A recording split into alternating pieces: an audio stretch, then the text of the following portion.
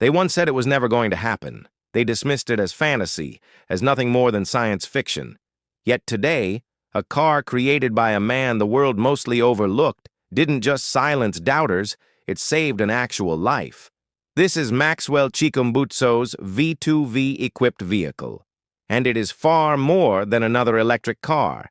It is a self-sustaining, communication-ready, life-protecting machine that just performed an act nobody thought was possible. Before we explain how this car turned into a real-world hero, we need to go back to where the dream began.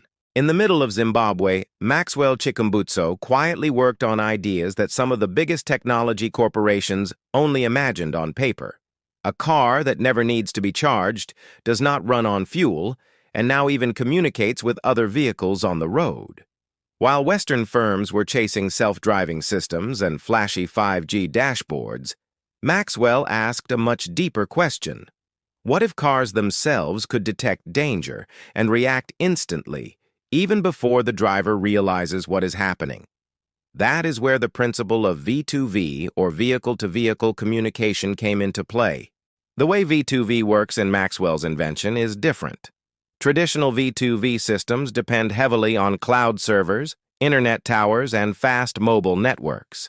Maxwell's method is peer-to-peer, decentralized, encrypted, and immediate.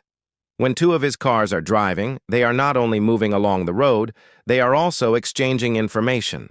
Their speed, their location, driver habits, and even upcoming risks are instantly shared without needing satellites or third-party towers. Then came the day that changed everything. It started like a quiet evening. A child suddenly rushed into the street, chasing after a ball.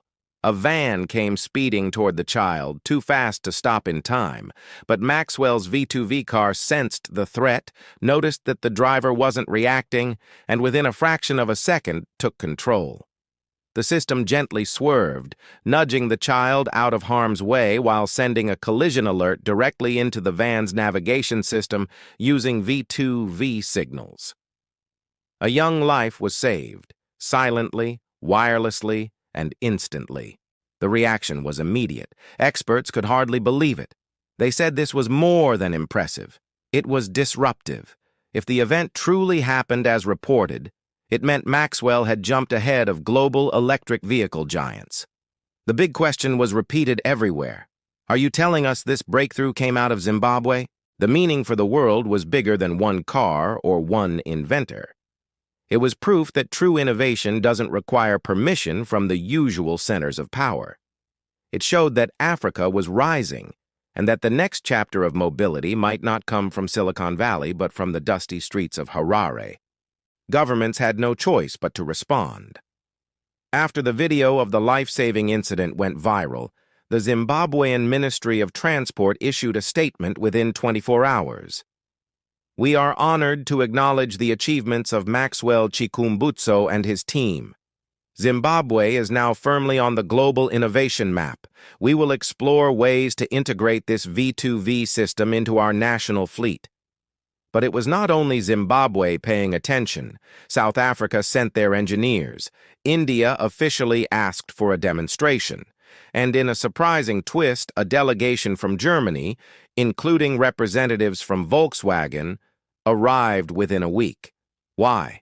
Because one small car in Harare had broken the myth that only billion-dollar laboratories in Silicon Valley or Stuttgart could produce world-class vehicle intelligence. The reaction from technology giants was equally intense. Tesla forums exploded with debates. Engineers on Reddit tried to reverse engineer how a car that powered itself could also perform real-time V2V communication without relying on the cloud. If Maxwell's method proved to be genuine, it could make 5G-dependent driving technology irrelevant. His vehicles are not only environmentally friendly, they are also network smart. That combination is something entirely new.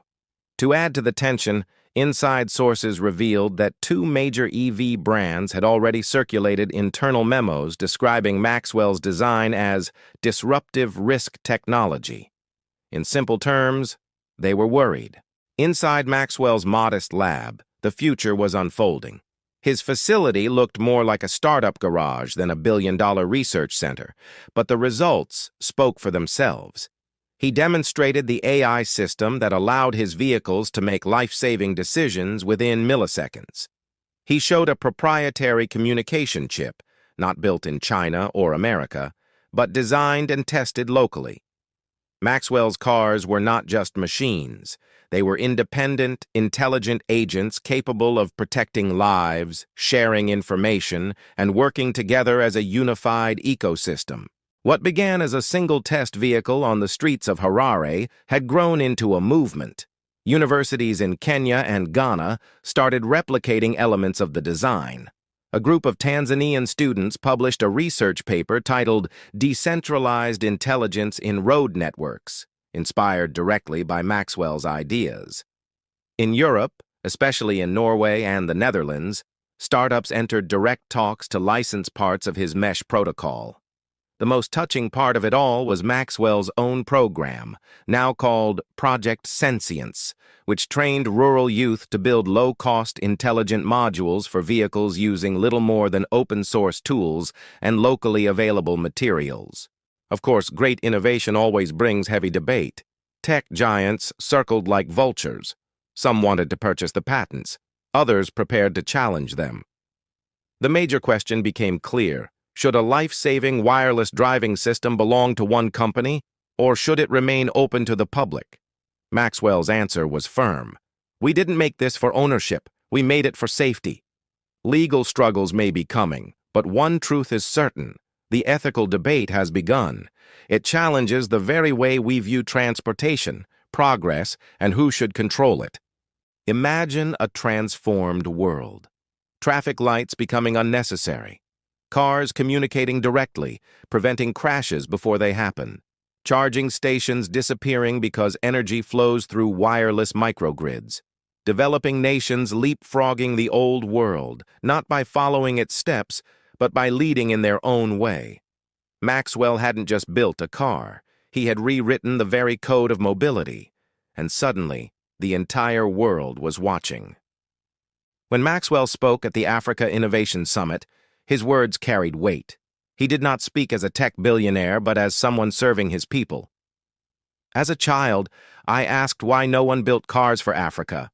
Today I ask, why not build them for the whole world from Africa? His words moved the audience deeply. Mayors, planners, and transportation leaders from across the continent pledged to test V2V systems in their cities by 2026. Even more shocking, the United Nations Climate Fund promised $50 million to help scale up this technology. With Zimbabwe as the testing ground, what began in a small garage was turning into the foundation for a safer, smarter, cleaner global future. Yet, in the shadows, not everyone celebrated. Secretly, some of the world's largest automakers and oil-backed investors began preparing countermeasures. A leaked internal email from a legacy EV company carried a chilling subject line. Maxwell Protocol threatens 30% revenue by 2030. In response, corporate lawyers targeted his patents. Lobbyists pushed for harsher regulations on mesh systems, even though Maxwell's cars had already proven safer than human drivers. As with every revolution, resistance was inevitable. The real question was whether they would try to crush the future or join it. Meanwhile, Maxwell and his team were already thinking ahead.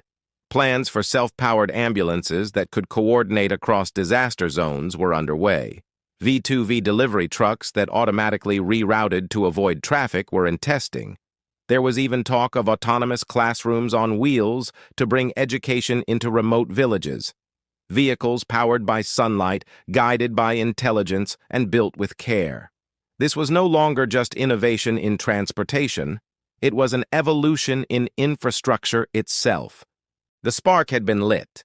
In a world that once said, "This cannot be done," one man with little more than a vision and a coil replied, "Watch me." Maxwell's V2V car didn't only silence his critics. It saved a life. It became a real proof of concept for a continent determined to define its own path, not in the shadow of Western powerhouses, but in the bright light of local genius. And to think, It all began with nothing more than a coil and a dream. Thank you for watching. Hope you enjoyed this video and stay tuned for more.